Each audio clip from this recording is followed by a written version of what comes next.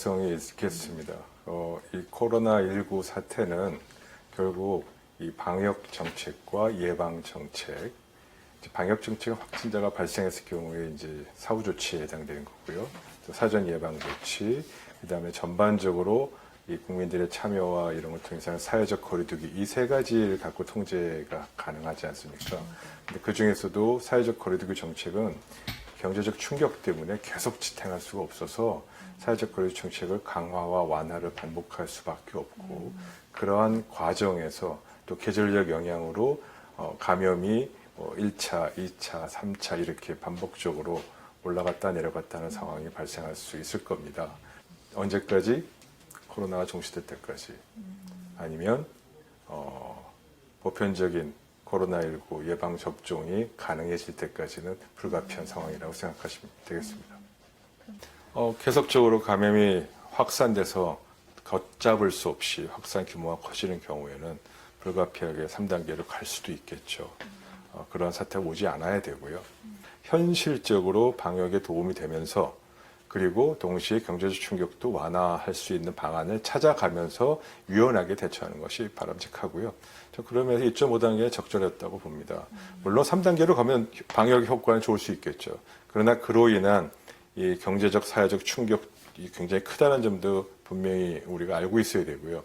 경제적, 사회적 충격뿐만 아니고 이러한 사회적 거리두기가 강화되고 경제적인 손실이나 불평등이나 이 충격이 커지면은 비코로나 질환으로 인한 건강 피해와 그 비코로나 질환으로 인한 사망도 증가하게 됩니다. 의료기관의 이 의료 자원에 이를 어떻게 활용할 것인지 조절해야 되겠지만 건강 불평등, 경제적 불평등, 사회적인 충격을 완화할 수 있는 그런 부분도 같이 고려해야 되기 때문에 이 비코로나 질환, 코로나 질환, 사회적 거리두기와 방역 정책의 조화는 반드시 필요합니다. 사전 모니터링 체계 당연히 있어야죠. 안 하고 있는 것은 정말 안타깝고요. 그거는 방역 당국의 이 무책임한 이 책임을 회피하거나 이런 업무를 지금 하지 않는 방기하는 것하고 다를 바 없어요. 그럼 어떻게 하면 되느냐? 그리고 그게 갖는 의미는 무엇이냐? 이런 부분을 좀 말씀드리면요. 그냥 심플하게 단순하게 얘기하면 코로나19 전국 일제 표본 조사를 하면 됩니다.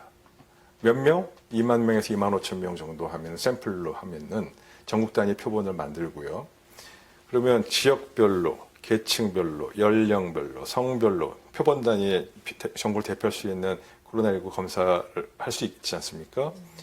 그러면 저쪽 지역에 혹은 저쪽 계층에 아니면 일정 특정 연령에 좀 먼저 선제적으로 가서 빨리 조사도 하고 필요한 조치도 빨리 확인하고 예방 조치도 할 수 있고 그렇게 해야 되겠죠.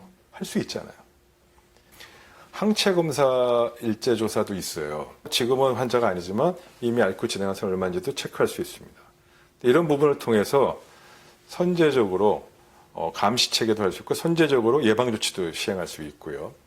지금과 같이 환자 발생하면 그때 가서 사후 조치 불 끌어 다니는 거 이제 그만해야죠. 그냥 넉넉히 맨날 당하는 거잖아요. 사전에 예고하거나 경보 시스템 전혀 없잖아요. 이 부분은 빨리 도입이 돼야 되고요. 그리고 바로 할 수 있습니다. 그리고 이걸 주기적으로 해야 됩니다. 그리고 이러한 데이터가 있어야 되는 이 자료는 사전 예방 및 감시 체계도 중요하지만 이게 있으면 이게 있어야만 할 수 있는 게 뭐냐면 장기 대책을 세울 수 있어요. 지속 가능한 이 방역과 지속 가능한 사회적 거리두기 정책을 우리가 1년, 2년, 3년짜리 중장기 대책을 만들 수가 있거든요. 방역 당국, 특히 일선의 역학조사관과 많은 그 질병관리본부에서 일하신 분 진짜 피로도 엄청나게 증가했거든요. 또 일선 보건소에서 선별진료소에 일하는 분들 다 마찬가지입니다. 그래서 이런 부분들이 좀 더 지속 가능한 그런 업무를 할 수 있도록 좀 응급으로라도 필요한 조치들이 뭔지 다시 한번 들여다봐야 되고요.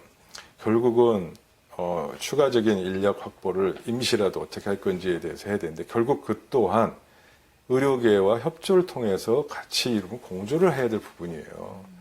지금 그동안에 선별진료소든 많은 곳에 민간 의료계에서 의사들과 간호사들이 자발적으로 참여해서 봉사활동을 다녔어요. 자발적 참여와 공조도 중요하겠지만 그것만이 기대서는 안 되고 이거를 시스템화해서 어떻게 하면 이 부분에 적절하게 보상도 되고 또 대우도 해주면서 이런 역할을 하게 할 것인지에 대한 부분을 시스템적으로 만드는 것이 빨리 필요하고요. 공조체계를 다시 만들 수 있는 부분을 심각하게 빨리 고민하고 도입해야 될 것으로 봅니다. 제일 중요한 의료인의 사명은 역시 환자의 생명을 구하고 치료에 최선을 구하는 것이 여전히 중요하고요. 그래야만 국민의 신뢰를 얻을 수 있고 그래야만 우리 의료계에 생존해야 되는 또 우리가 추구하는 그 목표도 얻을 수 있다고 생각됩니다. 또 그러한 걸 통해서 국민들도 정부도 의료계를 다시 신뢰하고 지지해 줄 것이라고 믿고 있습니다. 힘내십시오.